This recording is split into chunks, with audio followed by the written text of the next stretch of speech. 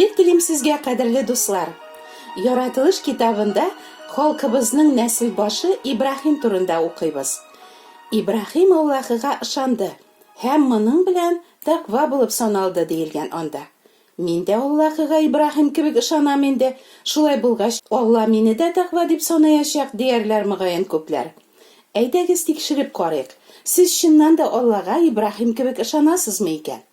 Әгәр сез Аллага Ибрахим кебек ышансагыз, сез чыннан да Ибрахим балалары һәм Раббы аңа вәгъдә иткәнне сез дә алырсыз, ди Алла сүзе. Нәрсә вәгъдә иткән соң Аллаһы Ибрахимга? Сиңа угыл бирәчәкмен дип вәгъдә иткән.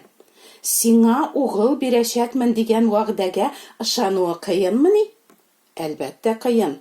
Әгәр синең әле бер кайчанда балаң булмаса, үзең 100-гә, хатының 90 яшькә якынлашып килсәгез, тәненең үлә баруын һәм хатыны Сараның бала табу өчен артык карт булуын аңласа да, вәгъдә ителгән угылны иманда какшамыйча Ибрахим озак еллар буе көткән. Инҗилдә бу турыда былай дип укыйбыз.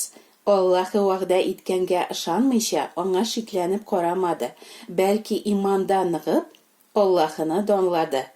Аллаһының вәгъдә иткәнен үти алачагына инанып, Ибрахим үзенең ышануы белән хак саналды. Күрүебезчә, Ибрахим Аллаһының биргән вәгъдәсен үти алачагына ышанып акланган. Моннан менә нәрсәне аңлыйбыз?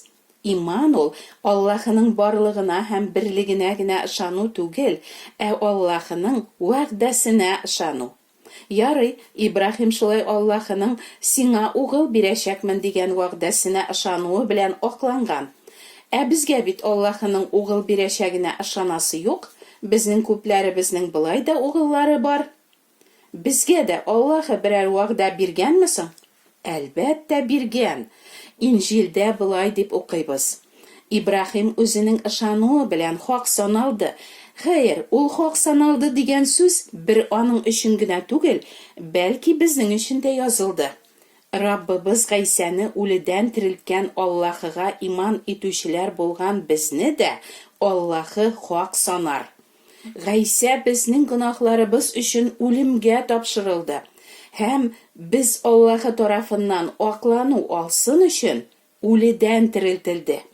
Менә ул Аллаһының безгә биргән вәгъдәсе. Гайсә безнең гөнаһларыбыз өчен үлемгә тапшырылды. Һәм без Аллаһы тарафыннан аклану алсын өчен үледән терелтелде. Аллаһы үзенең улы турындагы вәгъдәсенә ышанучыларны хак саный. Аларга мәңгелек тормыш бүләк итә. Аларны изге рухыннан терелтеп, үз балалары итә.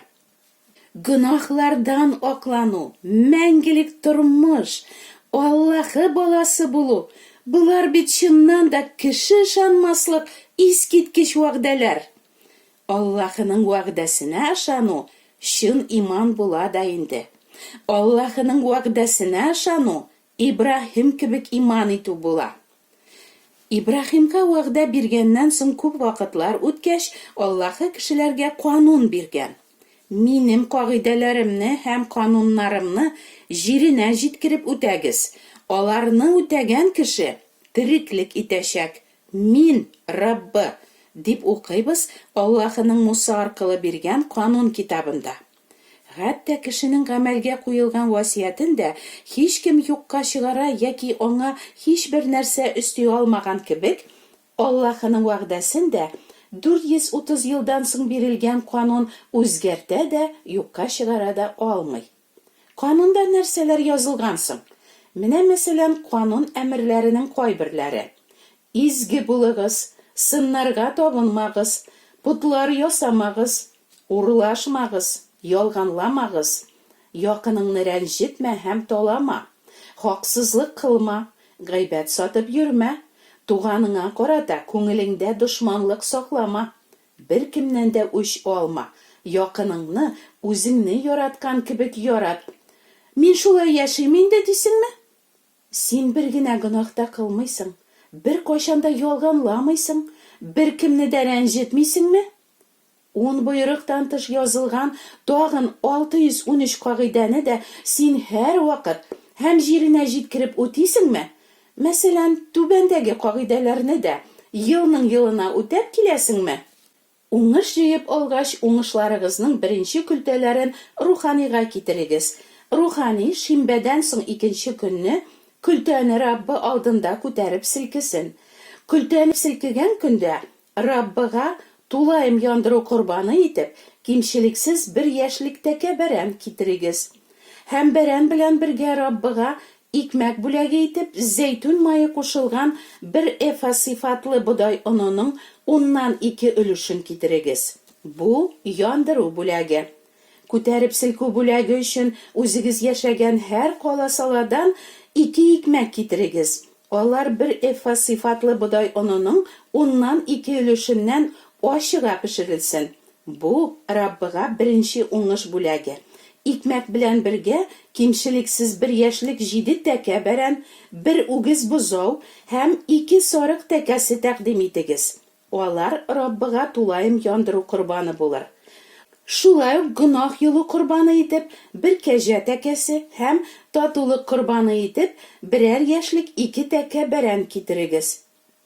Мин сезгә Муса аша бирелгән Аллаһы канунының бәләкәй генә 1 өлешен укыдым. Сез буларны һәм канунның йөзләрчә башка кагыйдәләрен үтәп яшисезме? Мөгаен инде сез шаккатып, каян мин буларның барысын үтим дә, ничек ул кадәр корбаннар китерә алыйм дигәнсездер. Кем бөтен канунны һәм аның 613 кагыйдәсен һәр вакыт һәм төп-түгел үти ала? Канунның хәтта 1 генә талабын бозучы да бөтен канунны үтәмәүдә гаепле була. Әлбәттә, беркем дә моны үти алмый. Димәк, канун таләпләрен үтәп, беркем Аллаһы тарафыннан аклана алмаячак. Шулай булгач, канунның максаты нинди соң? Канун гөнаһларны күрсәтү өчен бирелгән. Канун көзге кебек гөнаһларны күрсәтә, ләкин ул кешене гөнаһларыннан юмый. Шулай ук канун аша Аллаһы үзенең изгелеген күрсәтә һәм Аллаһыга буйсынган кешенең дә изге һәм камил булырга тиешлеген таләп итә. Канун үзенең таләпләрен үтәмәүче һәр кемне ләгънәтли, үлемгә дучар итә. Димәк, бар кешеләрдә канун ләгънәте астында һәм һәр кем мәңгелек тамыкка лаек. Канун ләгънәтеннән һәм мәңгелек үлемнән котылу өчен гөнаһлы кешегә коткаручы кирәк. Изге язма безгә беренче битеннән соңгысына кадәр шул коткаручы изге зат турында сөйли дә инде. Ул зат Гайса Мәсих. Ул җиргә килеп, һичбер гөнаһ кылмыйча яшәп, безнең урынга бөтен канунны үтәп, канун ләгънәтенә дучар ителгән без гөнаһлыларны үзенең үлеме һәм үледән терелтелүе аша юлып алды. Һәм Аллаһы Мәсих Гайса тарафыннан китерелгән шушы корбанны кабул итеп, шушы изге корбан хакына гына иман итүчеләрне аклый. Рәсүл Паул булай дип аңлата: әмма хәзер Муса канунына бәйсез рәвештә Аллаһының кешене ничек итеп аклавы ачыкланды. Кеше белән кеше арасында аерма юк, чөнки барысы да гөнаһ кылдылар. Кеше канун таләпләрен үтәүе белән түгел, ә Гайса Мәсихка иман итүе белән Аллаһы тарафыннан аклана. Димәк, Гайса башкарган эшкә ышанучыга Гайсаның гадаләтлелеге, аның сафлыгы һәм Аллаһы каршында тақвалык бүләк ителә. Бу Аллаһының вәгъдәсе. Ә канун таләпләрен без үтәргә тиеш түгелмени? Коткаручы Гайса тарафыннан юлып алынганнар хәзер инде бөтен канунны үз эченә алучы Мәсих канунын, мәхәббәт канунын үтәргә тырышалар. Ә ул менә нинди? Раббы Аллаһыңны бөтен йөрәгең, бөтен җаның һәм бөтен акылың белән ярат, һәм якыныңны үзеңне яраткан кебек ярат.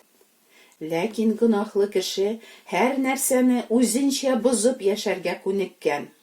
Тур башында ихтирам, хөрмәт кабул итеп, Аллаһ өчен җирәнгеч булган мәҗлесләрдә сыйланып, мәйетләргә дуга кылып, хәйр садакалар җыеп утыручы дин әһелләре Аллаһка үзләренчә табынуны урнаштырырга тырышып, үзләренчә акланырга омтылып, Аллаһның сүзләрен бозып өйрәтәләр.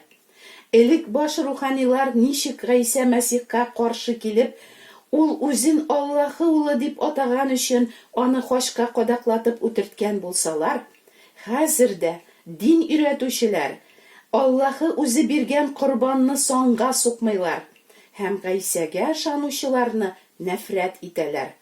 Шулай үзләренең өсләренә Аллаһның гадел ачуын җыялар. Үзләре дә хакыйкатькә буйсынмаучы һәм халыкны да адаштыручы сукыр җитәкчеләр алар. Аллаһның тормыш бирүче вәгъдәләренә, аның Гайса аша гына коткаруына ышанмаучылар, гөнаһлы юлларын калдырырга теләмәүчеләр, шул сукыр җитәкчеләр артыннан ияреп, Коръәннәр укытып, хәерләр биреп, намазлар укып, бәрәннәр чалып, үзләренең вөҗданнарын тынычландырырга тырышалар. Аллаһы аларны кисәтеп былай ди: улына иман китерүченең мәңгелек тормышы бар, ә улына иман китермәүче тормыш күрмәячәк, бәлки аның өстендә Аллаһның ачуы торачак. Дусларым, мәрхәмәт ишекләре әле ачык чакта. Тәүбә итеп, бурылыгыз Гайса чакырган тормыш юлына. Ышаныгыз коткаручы Гайса Мәсихнең саф каны гына сезне Аллаһы каршында юып чистартканына. Гайсәгә иман итеп, аның артыннан иярүчегә Раббы үзенең вәгъдәсен, мәңгелек тормыш бүләк итә. Һәм сезнең җаннарыгыз канун ләгънәтеннән котылып, мәңгелек тормышка күчәрсез. Амин.